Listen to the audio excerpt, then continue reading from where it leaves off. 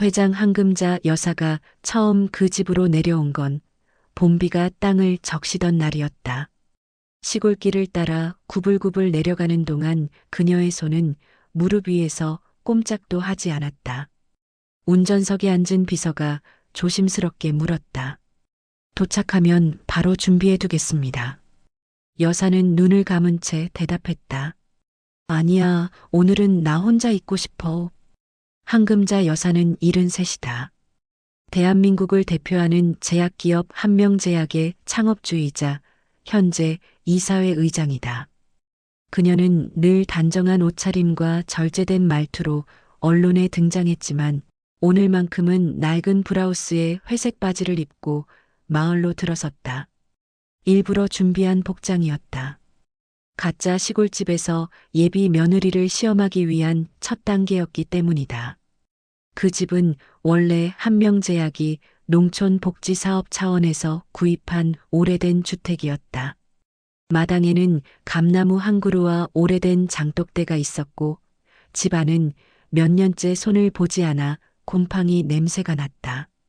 금자는 일부러 낡은 이불을 깔아두고 고장난 냉장고와 작동하지 않는 가스레인지를 그대로 두었다.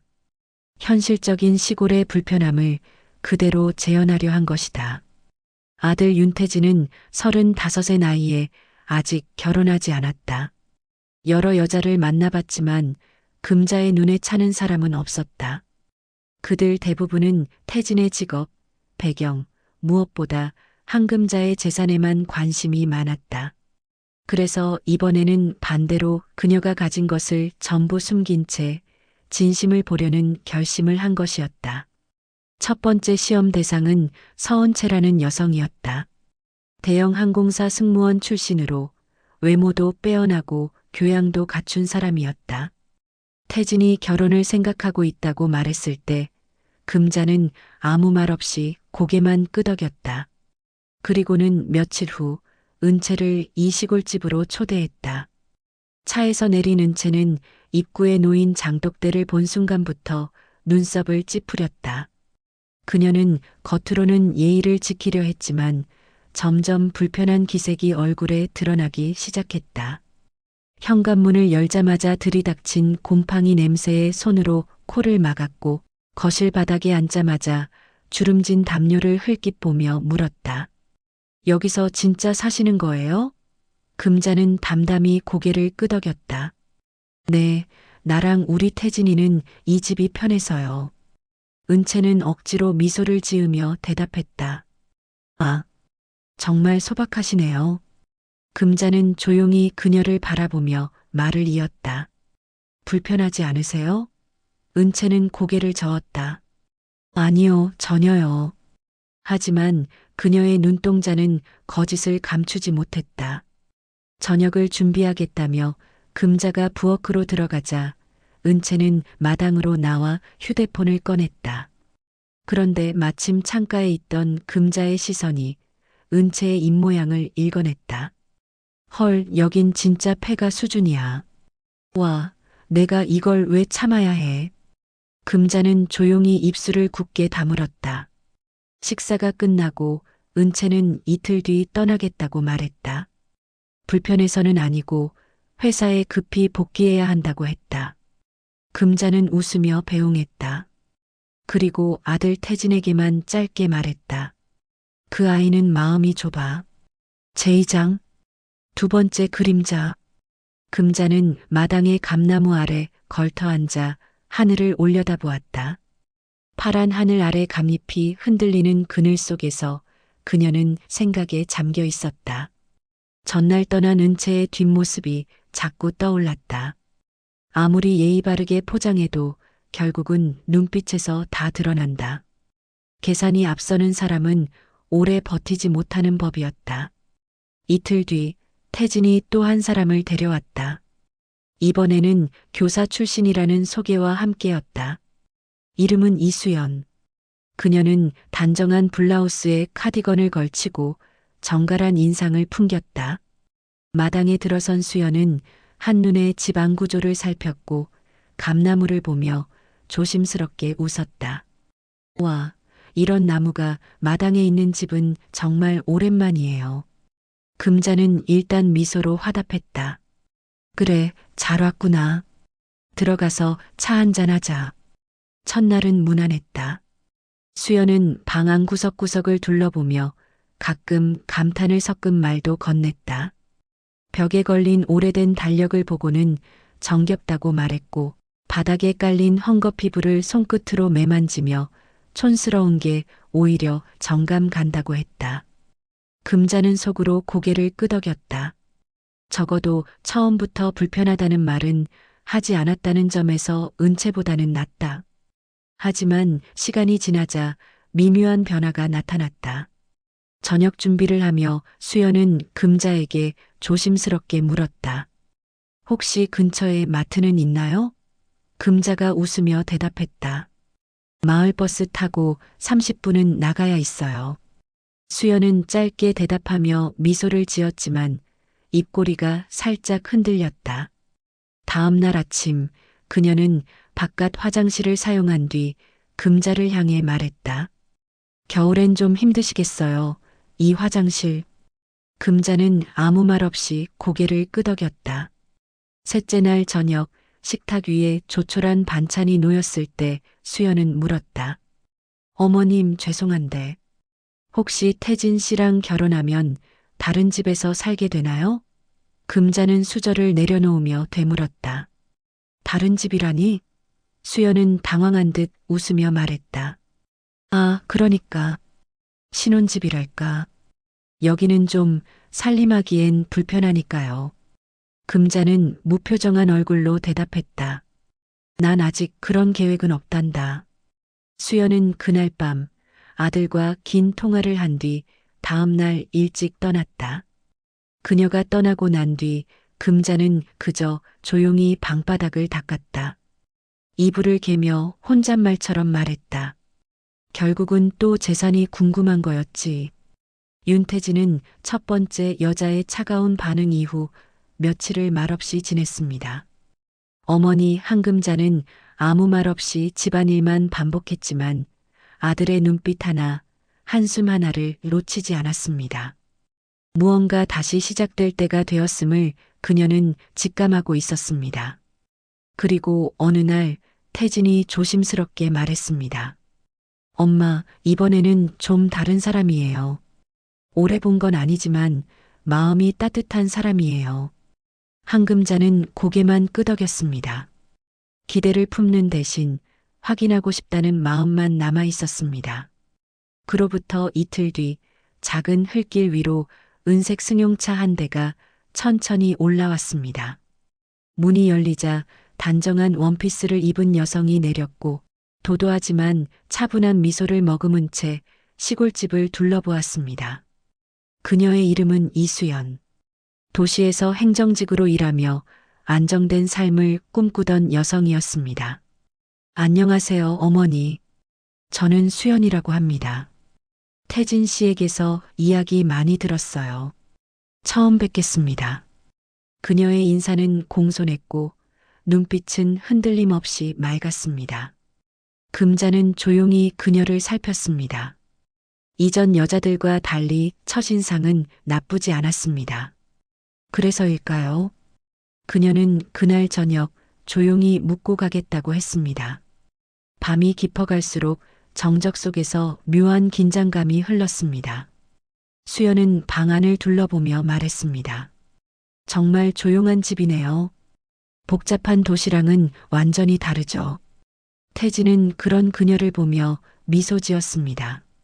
한편 금자는 마당을 정리하며 방 안의 대화를 곁눈질로 듣고 있었습니다. 그녀의 발걸음은 느려졌지만 마음속 판단은 빠르게 돌아가고 있었습니다. 이튿날 아침 수연은 조용히 부엌으로 향했습니다. 어머니, 제가 도와드릴게요. 뭐라도 할 일이 있을까요? 금자는 고개를 끄덕이며 쌀 씻는 일을 맡겼습니다. 손놀림은 익숙하지 않았지만 수연은 꾹 참고 일에 임했습니다. 몇 차례 손등을 헹구다 흘린 물방울에 얼굴을 찡그리는 모습도 있었지만 끝내 불평 한마디 없었습니다. 하지만 진짜 속내는 그날 저녁 드러났습니다. 늦은 밤 수연은 태진과 나란히 마루에 앉아 조용히 입을 열었습니다. 자기야, 여쭤보고 싶은 게 있어요. 혹시 어머님 댁 말고 다른 집, 그러니까 신혼집 생각해 본 적 있어요? 태진은 당황하며 웃었습니다. 아직 구체적으로는 생각 못 했어요. 그냥 둘이 같이 살면 어떨까 했죠. 그 말을 들은 수연의 표정이 미묘하게 바뀌었습니다. 그럼 전세라도 어머님이 도와주시면 좋겠다는 생각은 해봤어요? 잠시 침묵이 흘렀습니다. 태진은 아무 말도 하지 못했고 그 정적 속에서 수연은 자신의 말이 너무 앞서갔다는 걸 깨달았지만 물러서진 않았습니다. 어머님이 땅도 있으시고 오래 사신 집이니까 혹시나 했죠. 저희도 현실적인 부분을 생각해야 하잖아요. 그날 밤 수연은 불편한 침대 위에 누웠지만 눈을 감지 못했습니다. 마음속 계산과 감정이 얽혀 있었습니다. 다음 날 아침 금자는 수연을 따로 불렀습니다. 그리고 말없이 마당 끝 창고 앞에 세워두었습니다. 손가락 하나로 지붕 끝을 가리켰습니다. 저기, 저 기와가 어제 비에 좀 떨어졌어요. 누가 좀 손봐야겠는데 도와주실래요? 수연은 눈을 껌뻑이다가 이내 머뭇거렸습니다. 운동화 끈을 조이며 말했습니다. 제가 높은 곳은 조금 무서워서요. 혹시 태진 씨가... 금자는 조용히 고개를 끄덕였습니다. 괜찮아요. 그냥 물어본 거예요. 그녀의 표정은 여전히 차분했지만 눈빛은 예리하게 빛나고 있었습니다.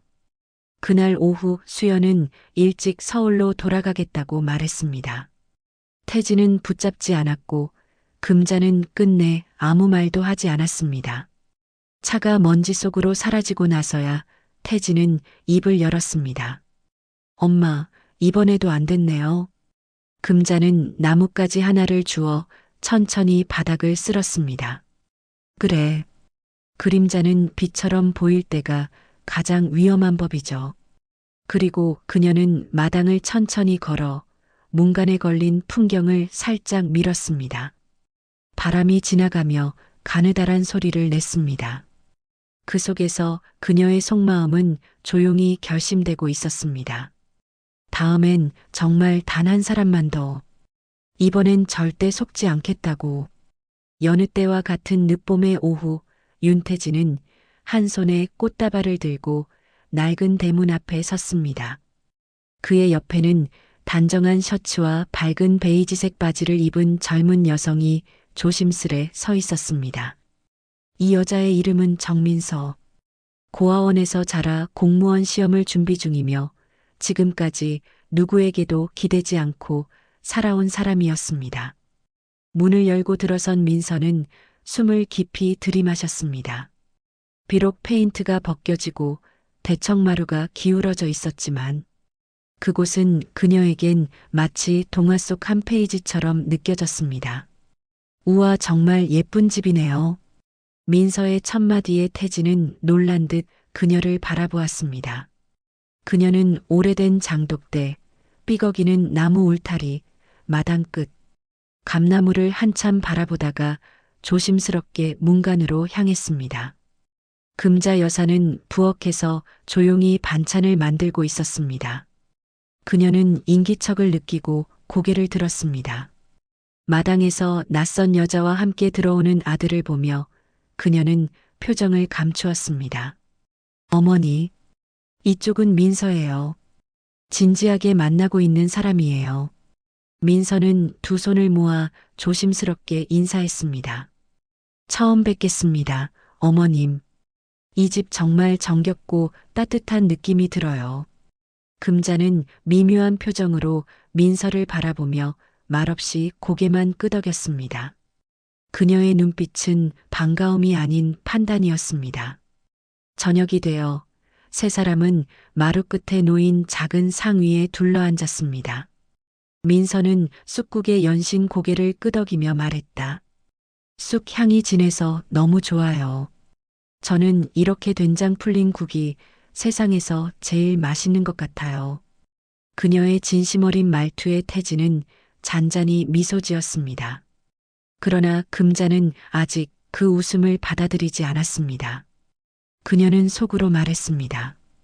처음은 다 좋게 말하지 그 다음을 봐야지. 다음 날 이른 새벽 민서는 누구보다 먼저 일어났습니다. 부엌 불도 켜지 않은 어둠 속에서 바람 소리를 들으며 잠시 마당을 바라보다 조심스럽게 부엌 문을 열었습니다. 금자가 조용히 반찬통을 정리하고 있었습니다. 어머님, 제가 도와드릴게요. 금자는 민서를 흘끗 바라보다 말없이 고개를 끄덕였습니다. 손에 들려준 것은 묵은 쌀 한 바가지였습니다. 알갱이가 굵고 먼지가 많아 씻는데 꽤 시간이 걸릴 게 뻔했습니다. 민서는 망설임 없이 바가지를 받아들고 물을 받았습니다. 쌀알 하나하나를 세심하게 살피는 듯 조심스럽게 씻었습니다. 그녀의 손끝은 서툴렀지만 진지했습니다. 이 쌀 향이 좋아요. 고향의 냄새 같아요. 물론 제겐 고향이 없지만요. 그 말에 금자의 손이 잠깐 멈췄습니다. 그리고 아무 말 없이 국그릇에 다시 된장을 풀기 시작했습니다. 아침을 마친 후 민서는 혼자 마당을 정리하겠다고 나섰습니다. 쓸어도 다시 바람이 불어오는 낙엽들, 구부정한 나무 아래 놓인 지푸라기 더미까지 그녀는 그 모든 것을 하나하나 정리했습니다. 금자는 창문 틈으로 그 모습을 말없이 지켜봤습니다. 처음엔 꾸며낸 성실함이라 생각했지만 시간이 지날수록 민서의 얼굴에는 피곤함 대신 평온함이 서려 있었습니다. 민서야. 네, 어머님. 우리 집이 많이 불편하지 않니? 냉장고도 작고 화장실도 밖에 있고. 민서는 환하게 웃으며 대답했습니다. 네, 불편해요. 그런데요, 사람 사는 데는 어딜 가도 불편한 게 있잖아요. 오히려 이 집은 정이 있어요. 그게 더 중요하죠. 금자는 순간 말을 잇지 못했습니다. 그녀는 속으로 말했습니다. 아직은 몰라. 더 지켜봐야 해. 며칠 뒤 마을에 갑작스러운 여름비가 내렸습니다. 낡은 지붕이 물을 새기 시작했고 태진은 우왕좌왕하며 양동이를 찾았습니다. 민서, 저 창고에서 양동이 좀 찾아줄래? 민서는 두 말 없이 뛰어들어갔습니다. 비가 점점 거세졌지만 그녀는 망설이지 않고 젖은 발로 마당을 가로질렀습니다. 양동이 5개를 찾아낸 그녀는 손에 물기를 훔치며 외쳤습니다. 여기요. 더 가져올까요? 금자는 마당 끝에서 우산을 들고 그녀를 바라보았습니다. 그 순간 그녀의 눈에 눈물인지 빗물인지 모를 무언가가 스며들었습니다. 이 아이 도대체 어디까지 진심일까? 그녀의 속은 점점 복잡해졌습니다. 정민서라는 이름이 금자의 마음에 서서히 그러나 깊이 새겨지고 있었습니다. 늦은 밤 시골집의 창문 틈새로 한기가 스며들고 있었습니다. 마당 위 감나무는 바람에 흔들려 삐걱대는 소리를 냈고 대청마루에는 빗방울이 드문드문 떨어지고 있었습니다. 한금자는 깊은 밤에도 좀처럼 잠들지 못하고 있었습니다. 방 안에 조용히 앉아 창밖을 바라보던 그녀의 시선이 문득 멈췄습니다. 빗속에서 무언가 움직이고 있었습니다. 민서였습니다. 그녀는 검은색 우비 하나 걸친 채 처마 및 양동이를 하나하나 옮기고 있었습니다. 쏟아지는 빗물에 물이 넘치지 않도록 제자리를 바꾸고 흙탕물이 고이지 않게 주변을 정리하고 있었습니다. 금자는 천천히 문을 열고 나왔습니다. 민서야, 밤에 뭘 그리 하고 있니? 민서는 깜짝 놀랐지만 금세 웃으며 고개를 숙였습니다. 지붕이 새서요. 물이 넘치는 것 같아서요. 내일 정리하려면 지금 비 안 맞게 해둬야 할 것 같아서요. 금자는 우산을 들고 다가가 그녀 위에 씌웠습니다. 그리고 말없이 함께 물이 새는 부분을 살폈습니다. 함께 서 있던 그 짧은 순간 금자의 마음 어딘가가 조금씩 녹아내리고 있었습니다. 이튿날 아침 마당에는 전날 밤 민서가 모아둔 빗물이 담긴 양동이들이 줄지어 놓여 있었습니다. 지붕 아래 천막은 그녀가 손수 묶어 덮은 흔적이 남아 있었습니다. 태진은 그 모습을 보고 웃음을 터뜨렸습니다. 이 집에 온 여자들 중에 지붕을 손본 건 너가 처음이야. 민서는 멋쩍게 웃으며 수건으로 물기를 닦았습니다. 고장난 데는 손봐야죠. 여긴 제 집이 될 수도 있는 곳이니까요. 그 말에 금자는 순간 고개를 돌렸습니다. 그녀의 표정은 보이지 않았지만 두 눈이 순간 잠깐 붉어진 듯 보였습니다. 낮이 되자 민서는 장을 보겠다며 읍내로 향했습니다. 손에는 메모지를 들고 있었고 시장 골목에서 가장 저렴한 식자재를 고르고 있었습니다. 시장 상인이 물었습니다. 따님이신가 봐요. 혼자 장 보는 거 안쓰럽게 예쁘네. 민서는 고개를 저으며 말했습니다. 아니에요. 시어머니 뵌 지는 얼마 안 됐지만 꼭 가족처럼 느껴져서요. 그 말을 들은 상인은 웃으며 깻잎 한 줌을 더 넣어 주었습니다. 민서는 꾸벅 인사를 하고 천천히 시골집으로 돌아왔습니다. 금자는 민서가 돌아온 모습을 마루에서 조용히 지켜보다가 입을 열었습니다. 민서야, 요즘 고생 많지 않니? 여기서 사는 게 쉽진 않을 텐데. 민서는 환하게 웃으며 대답했습니다. 네, 쉽지는 않아요. 그런데요, 저는 이런 게 좋아요. 매일 해야 할 일이 있고 누군가와 함께 밥을 먹는 일상이요. 금자는 민서의 말을 듣고 조용히 눈을 감았습니다. 이 집은 그저 낡은 집이 아닙니다. 한 사람의 진심이 조용히 벽에 스며드는 공간이 되어가고 있었습니다. 며칠 뒤 금자는 민서를 데리고 밭으로 향했습니다. 감자밭 가장자리에서 고랑을 가르며 삽질을 하던 중 그녀가 일부러 힘든 작업을 시키고 있다는 걸 민서는 눈치챘지만 불평은커녕 오히려 힘차게 삽을 들었습니다. 허리 아프시죠? 제가 할게요. 어머니는 앉아서 감자만 고르세요. 민서의 말에 금자는 삽을 내려놓으며 묵묵히 감자를 골랐습니다. 무릎이 시큰거렸지만 마음 한편이 이상하게도 편안했습니다. 어느새 해가 기울고 민서의 손등은 까맣게 타 있었습니다. 그녀는 손에 흙이 묻은 줄도 모르고 입가에 묻은 땀을 닦으며 웃었습니다.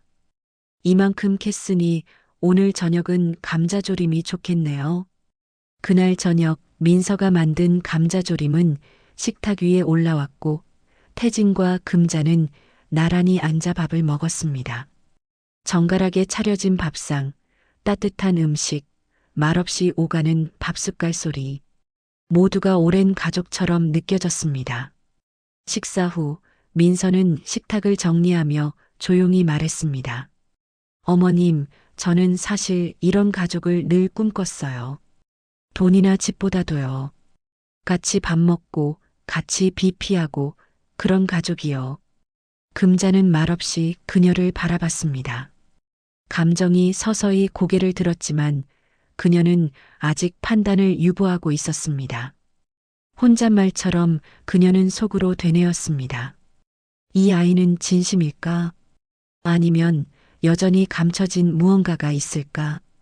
그날 밤 금자는 서울의 오래된 전화번호 하나를 꺼내 들었습니다. 그리고 오랜 친구에게 전화를 걸었습니다. 이번엔 정말 마지막 시험이야. 이번엔 확실히 알아야겠어. 밤이 깊어지자 시골집은 정막에 잠겼습니다. 그러나 부엌 한편 작은 탁자에 앉은 한금자의 눈은 여전히 차갑게 빛나고 있었습니다. 그녀는 손에 오래된 수첩을 들고 번호 하나를 조심스레 눌렀습니다. 신호음이 3번 울린 후 고급스러운 중년 여성의 목소리가 전화를 받았습니다. 금자야? 웬일이니 이 밤중에. 한금자는 짧은 인사를 건네고 조용히 말했습니다. 도윤이 요즘 서울에 있다고 들었어. 혹시 잠시 내려보낼 수 있을까? 전화기 너머 친구는 짧은 침묵을 가졌습니다. 이번에도 또 그 테스트? 금자는 대답 대신 찻잔을 내려놓으며 낮은 숨을 내쉬었습니다. 부탁할게. 이번이 마지막이야. 진짜로. 며칠 후 시골 읍내의 작은 카페에 정장 차림의 남자가 나타났습니다. 세련된 헤어스타일에 고급 시계, 그리고 부드러운 눈웃음까지.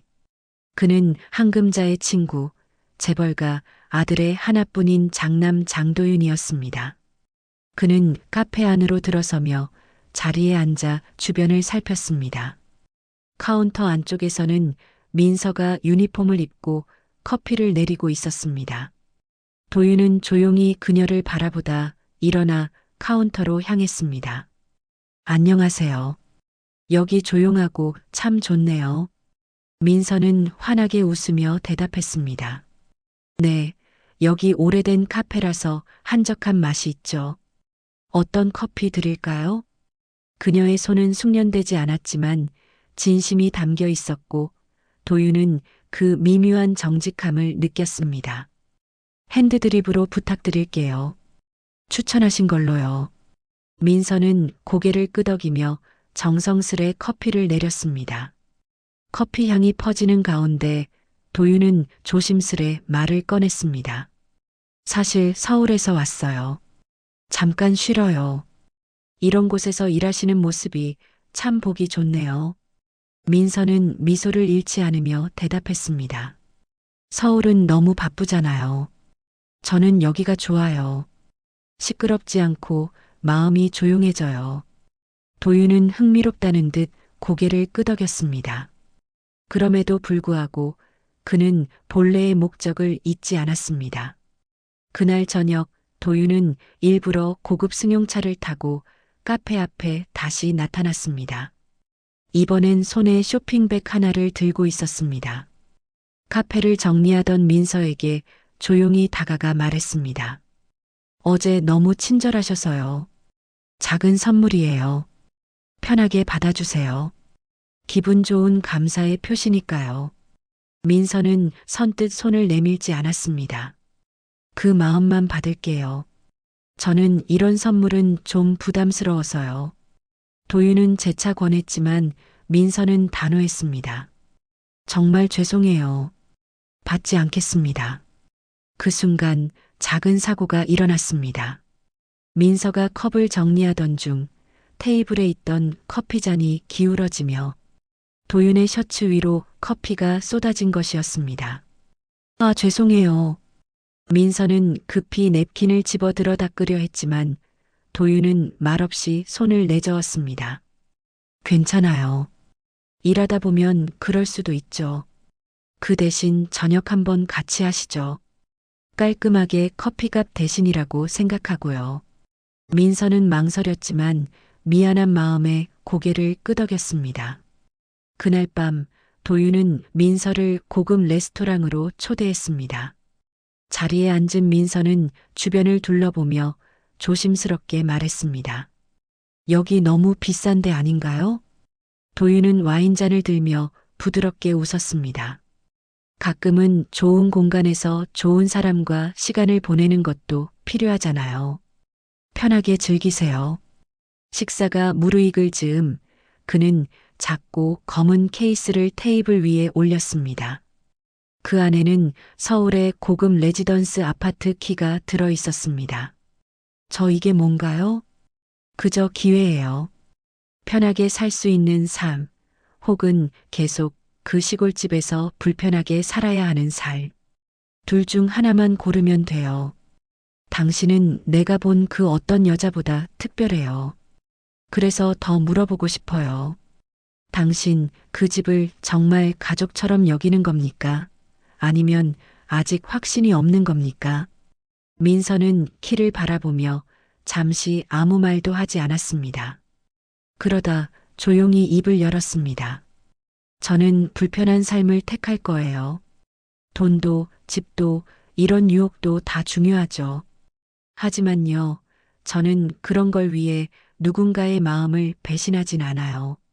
그분이 저를 믿어준 만큼 저도 그분을 지킬 거예요. 도윤은 한동안 아무 말도 하지 않았습니다. 그러고는 조용히 키를 다시 넣으며 웃었습니다. 정말 대단하네요. 정말 진심이 맞았네요. 그날 밤 도윤은 조용히 한금자에게 전화를 걸었습니다. 어머니, 이번엔 진짜입니다. 그 사람 돈 앞에서도 단 한 번도 흔들리지 않았습니다. 금자는 말없이 눈을 감았습니다. 오래도록 묵은 긴장이 그제야 풀리는 듯 했습니다. 해가 막 넘어가던 저녁, 한금자는 낡은 방의 조용한 탁자 앞에 앉아 있었습니다. 차분하게 우려낸 녹차 한 잔이 아직 김을 올리고 있었고 그녀의 눈은 창밖 감나무 가지 끝을 향하고 있었습니다. 전화벨이 울렸고 금자는 가만히 휴대폰을 집어들었습니다. 어머니, 접니다. 도윤이에요. 그녀는 아무 말 없이 기다렸습니다. 상대는 말끝을 망설이는 듯 하다가 곧 담담히 말을 이었습니다. 정말 대단한 여자예요. 고급 아파트 열쇠를 내밀어도 명품 가방을 보여줘도 단 한 번도 눈빛이 흔들리지 않더군요. 그 집이 불편하다고 솔직히 말했지만 그럼에도 가족이 더 중요하다고 했습니다. 금자는 조용히 눈을 감았습니다. 그녀의 눈가에는 처음으로 묵직한 감정이 실린 미세한 떨림이 일고 있었습니다. 도윤의 목소리가 이어졌습니다. 솔직히 말하면 저도 처음엔 그냥 장난이라 생각했어요. 그런데 나도 모르게 그녀한테 감동받았고 약간 부럽기까지 했습니다. 정말이지 형한테 딱 맞는 여자네요. 그리고요, 꼭 지켜달라고 전해주세요. 금자는 한참을 침묵하다가 작게 대답했습니다. 알겠다. 전화를 끊은 뒤 그녀는 고요히 차잔을 들어 올렸습니다. 한 모금의 온기가 목을 타고 내려가며 깊은 숨이 흘러나왔습니다. 이제는 판단을 내려야 할 때였습니다. 민서는 그 시각 부엌에서 된장을 풀고 있었습니다. 자박자박 끓는 소리에 맞춰 물을 썰고 조용히 김치를 꺼내고 있었습니다. 식탁 위에는 투박하지만 따뜻한 반찬들이 하나둘 올라갔고 마당에서 들어온 태진은 그 모습을 흐뭇하게 바라봤습니다. 민서야, 오늘 하루 어땠어? 평소처럼요. 감나무 밑에서 바람도 쐬고 장독대 닦고 뒷밭에 상추도 자라고 있더라고요. 저녁에 따오면 좋을 것 같아요. 태진은 민서의 그런 일상적인 말들이 더없이 소중하게 느껴졌습니다. 그러나 그는 아직 어머니에게서 아무런 말도 듣지 못한 채였습니다. 그날 밤 세 사람은 함께 식탁에 앉았습니다. 조용한 식사, 밥그릇 부딪는 소리와 수저 놓는 소리만이 식탁 위에 맴돌았습니다. 민서는 조심스레 입을 열었습니다. 어머님, 혹시 제가 뭔가 실수한 게 있나요? 금자는 천천히 고개를 들었습니다. 그녀의 눈빛은 전날과 다르게 조금 부드러워져 있었습니다. 아니야. 실수는 없었어. 내가 아직 마음의 문을 다 열지 못해서 그랬을 뿐이야. 민서는 고개를 끄덕이며 미소 지었습니다.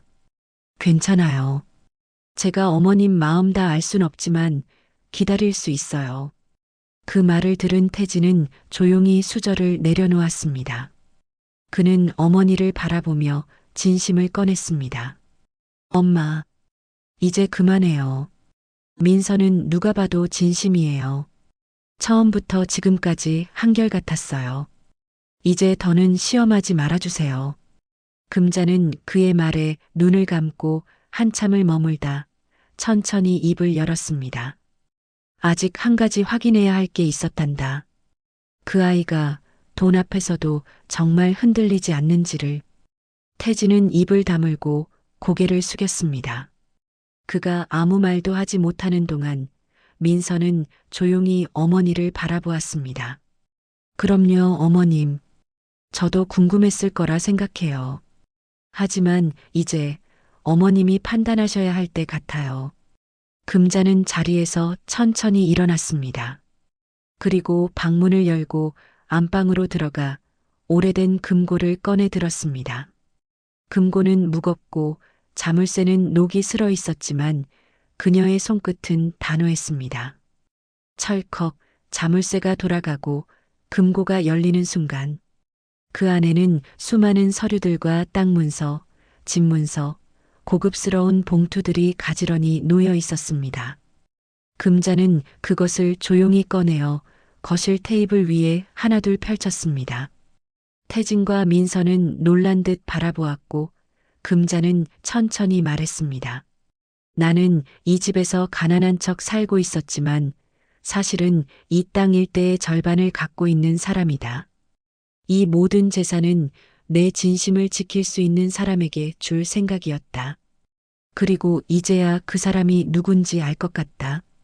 민서는 말없이 그 서류들을 바라보다가 조용히 고개를 저었습니다. 어머님, 저는 이걸 받으려고 여기 있었던 게 아닙니다. 그리고 지금도 받지 않겠습니다. 제가 원한 건 이 집도 이 재산도 아닌 함께 밥 먹는 가족이었어요. 금자는 잠시 눈을 감고 깊게 숨을 들이마셨습니다. 그래, 나도 이제야 알겠구나. 정말 내 며느리를 찾은 것 같구나.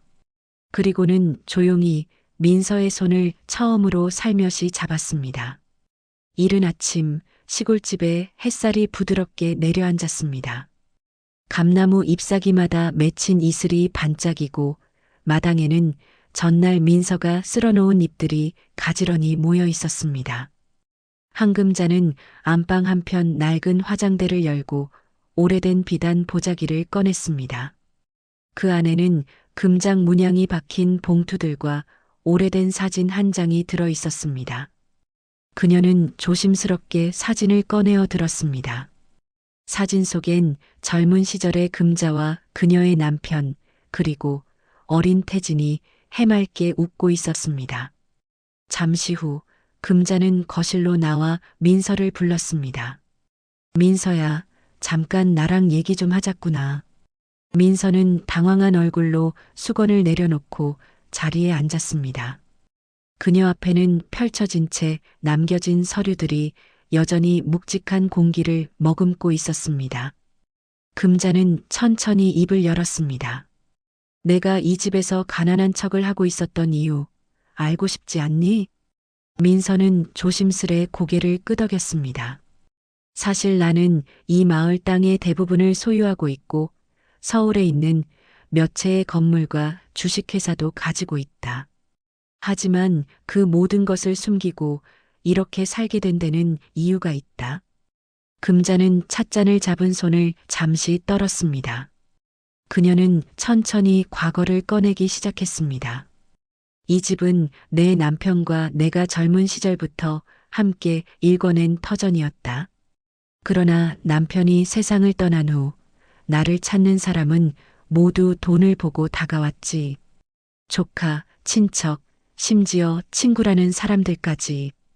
그래서 나는 한 가지 결심을 했단다. 진짜 가족을 찾고 싶다고. 태진이가 결혼할 나이가 되었을 때부터 나는 그의 배우자를 직접 확인하겠다고 마음먹었다. 돈 없이도 우리와 함께할 수 있는 사람, 그 사람이 아니면 내 재산은 아무 의미 없다고 생각했어.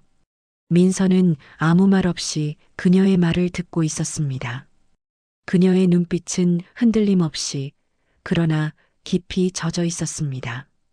그래서 이 집을 일부러 이렇게 유지했단다. 고장난 냉장고도 밖에 있는 화장실도 무너지는 지붕도 모두 일부러 손보지 않았어. 이 집이 누군가에겐 불편함이지만 누군가에겐 가족이 될 수 있는지 보고 싶었거든. 민서는 조용히 손을 모으고 고개를 숙였습니다. 사실 처음 왔을 때 조금은 불편했어요. 하지만 점점 여기가 좋아졌어요.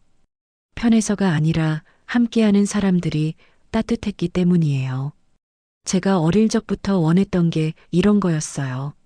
함께 밥을 먹고 날씨 이야기를 하고 감자 하나를 같이 삶아 먹는 그런 일상이요. 금자는 눈을 가늘게 뜨고 그녀를 바라봤습니다. 그 순간 긴 시간 감춰온 껍질이 서서히 벗겨지고 있었습니다. 나는 그날 도윤이한테 들었어. 내가 고급 아파트 열쇠도 거절했고 비싼 저녁도 불편해했다는 거. 그리고 가장 중요하게는 그 모든 순간에도 태진이를 먼저 생각했다는 것. 민서는 고개를 들었습니다. 눈가가 촉촉해져 있었지만 입가엔 작고 단단한 미소가 피어올랐습니다. 저는 태진 씨랑 함께 있을 때 가장 저답게 살 수 있어요.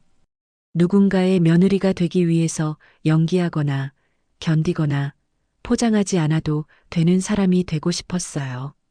그 말에 금자는 살며시 손을 내밀었습니다. 그녀가 먼저 민서의 손을 감싼 건 이번이 처음이었습니다. 이제 알겠구나. 내가 찾던 가족은 돈으로는 살 수 없는 거였다는 걸. 너는 이 집에 와서 그걸 내게 보여줬어. 그래서 이제 나도 내 진짜 얼굴을 보여줘야 할 것 같아. 그녀는 천천히 자리에서 일어났습니다. 안방으로 돌아가 서랍 깊숙이 숨겨둔 봉투를 꺼내 들었습니다. 그리고 민서에게 건넸습니다. 이 안엔 이 집의 소유권 이전 계약서가 들어있어. 그리고 내가 가진 땅 일부, 그리고 서울 아파트 한 채, 명예 이전 서류도 들어있지. 그걸 지금 너한테 주겠다는 말은 아니야. 하지만 내가 태진이랑 결혼하겠다고 결정한다면 이 모든 건 너의 책임이 될 거야. 민서는 두 손으로 봉투를 받았습니다. 그러나 고개를 젓고 조용히 봉투를 다시 돌려드렸습니다. 어머님, 전 이걸 받지 않을 거예요. 태진 씨와 함께 살기 위해선 돈이 아니라 마음이 필요해요. 그 마음이 계속 이어진다면 저는 어디서든 살 수 있어요. 금자는 잠시 말을 잃었습니다. 그녀의 입가엔 오랜 세월 본 적 없던 미소가 번졌습니다. 그래. 그래야 우리 집 며느리지. 그날 저녁 시골집의 식탁은 세 사람의 웃음소리로 채워졌습니다. 식사는 평소처럼 소박했지만 그 안에는 수십억보다 더 무거운 진심이 담겨 있었습니다. 서울 청담동 조용한 골목 끝에는 넓은 정원과 대리석 담장이 어우러진 고급 주택이 자리하고 있었습니다. 그 정원 안에는 새로 심어진 감나무 한 그루가 이슬을 머금은 채 고개를 들어 햇살을 받고 있었습니다. 황금자는 아침 일찍부터 정원에서 차를 우리고 있었습니다. 예전 시골집에서처럼 익숙한 손놀림으로 찻잎을 씻고 작은 찻잔 3개를 정갈히 놓았습니다. 잠시 후 민서가 부드러운 베이지색 니트 차림으로 현관을 나섰습니다. 뒤따라 윤태진도 슬리퍼를 끌며 웃음 띤 얼굴로 정원에 들어섰습니다. 어머님, 오늘은 향이 다르네요. 민서는 조용히 앉아 찻잔을 바라보며 말했습니다. 금자는 잔을 밀어주며 웃었습니다. 이건 내가 젊었을 때 즐겨 마시던 차란다. 내가 이 집에 들어온 기념으로 특별히 꺼냈지. 그 말에 민서는 눈을 반짝이며 고개를 숙였습니다. 감사합니다, 어머님. 정원 한켠 고급 자재로 새로 만든 작은 마루에는 예전 시골집의 나무 벤치가 그대로 옮겨져 있었습니다. 그 위엔 금자가 애지중지 아꼈던 작은 베개와 민서가 직접 짠 쿠션이 나란히 놓여 있었습니다. 식탁에선 조용한 식사 준비가 한창이었습니다. 민서가 직접 만든 감자조림과 된장국, 상추쌈이 차려졌고 태진은 익숙하게 냉장고에서 김치를 꺼냈습니다. 그 풍경은 더 이상 시험이나 거짓이 아닌 누군가의 일상이자 누군가의 가정이었습니다. 식사 도중 금자는 수저를 잠시 내려놓고 두 사람을 바라보았습니다. 있잖니. 내가 그동안 너무 많은 걸 가졌던 것 같아. 그래서 사람을 믿는 게 더 힘들었는지도 모르겠어. 그런데 민서 널 보고 있으면 믿는 게 그렇게 어려운 일만은 아니구나 싶단다. 민서는 조용히 웃었습니다. 그리고 태진도 그 말에 고개를 끄덕이며 대답했습니다. 저도 민서를 만나고 나서야 알았어요. 행복이라는 게 꼭 크고 화려할 필요는 없다는 걸요.